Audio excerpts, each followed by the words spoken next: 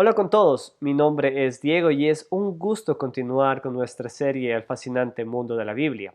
No sé si alguna vez te ha pasado que cuando estás leyendo la Biblia has sentido como que si el Antiguo y el Nuevo Testamento fuesen dos mundos diferentes.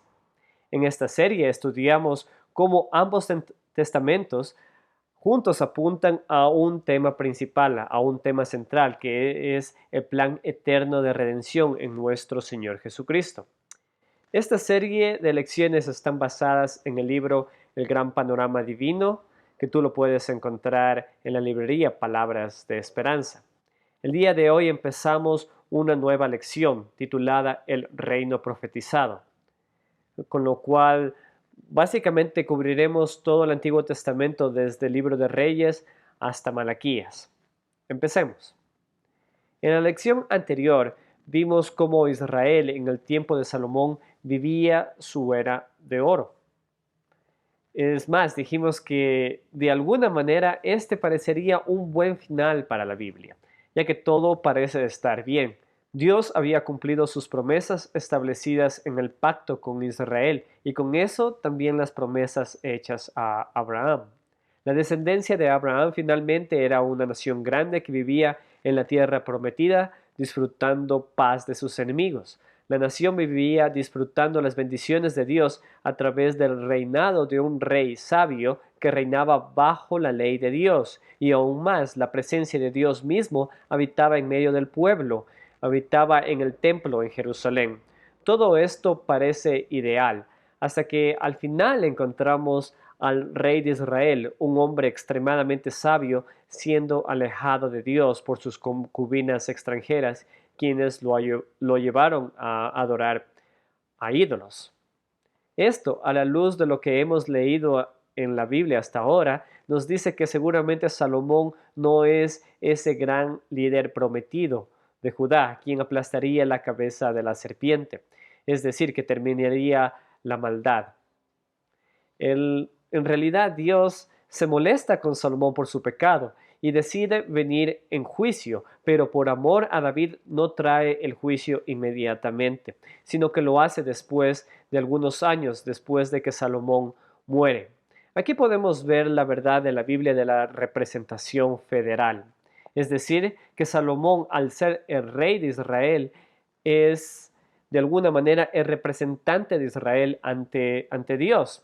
Y es por eso que los pecados de Salomón también tienen consecuencias para el pueblo. Y esto se puede ver que en realidad es un eco de lo que pasó con Adán, porque el pecado de Adán también afectó toda la raza humana. Pero esto no tan solo se lo puede ver en un lado negativo, sino también en un lado positivo. La Biblia dice que así como por un hombre entró la muerte al mundo, así también por un hombre entró la vida, refiriéndose a nuestro Señor Jesucristo. Así que podemos ver que las acciones de representante legal tienen muchas consecuencias y consecuencias profundas para sus representados. Y de esto se trata el Evangelio, porque nuestro Señor Jesucristo es quien nos representa y Él vivió la vida perfecta para que nosotros podamos ser bendecidos a través de Él.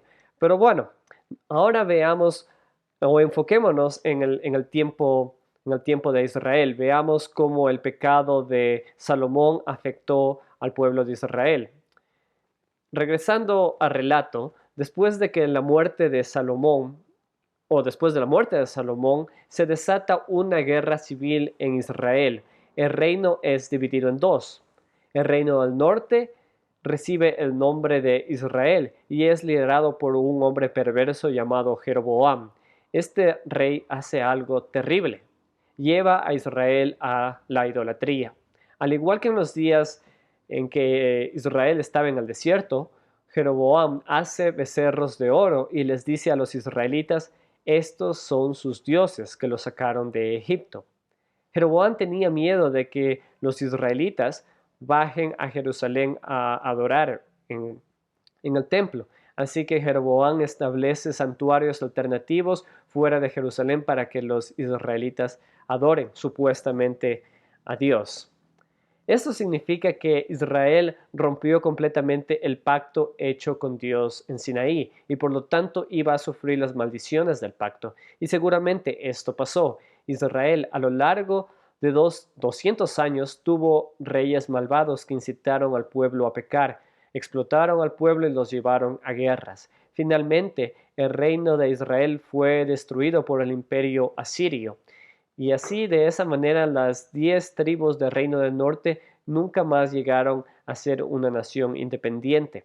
Los descendientes de esas tribus son los samaritanos, que vemos por el relato del Nuevo Testamento que eran despreciados por los judíos, es decir, los israelitas del Reino del Sur. Y una de las razones era que los samaritanos ya eran un pueblo mezclado. Cuando los asirios, conquistaron el Reino del Norte, trajeron personas de otros pueblos para que vivan ahí. Así que la gente de los samaritanos difícilmente eran 100% judíos. Y además su cultura y su religión era una mezcla de culturas y religiones paganas. Eso es el Reino del Norte. Ahora veamos el Reino del Sur. El Reino del Sur básicamente estaba compuesto por la tribu de Judá y de Benjamín. La capital siguió siendo Jerusalén, y aunque el reino del sur tuvo un par de reyes buenos, como el caso de Josías, que trataron de llevar al pueblo en los caminos de Dios, al final el reino del sur también sufrió la misma fortuna que el reino del norte.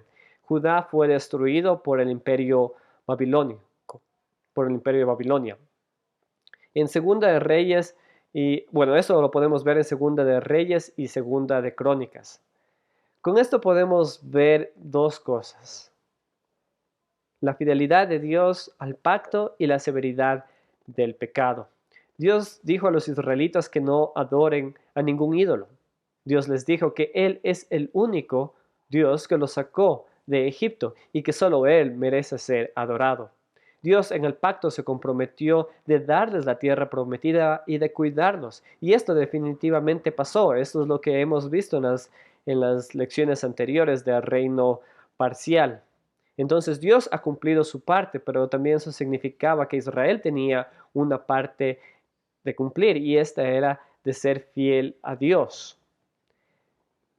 Dios en el pacto prometió a Israel que si desobedecían al pacto iban a sufrir las consecuencias, iban a sufrir las maldiciones del pacto, es decir, que Israel no iba a poder permanecer en la tierra prometida. Y así pasó. Los judíos enfrentaron las maldiciones del pacto, ellos fueron deportados a Babilonia, y tan solo un pequeño grupo, el remanente de Israel, se quedó en la tierra.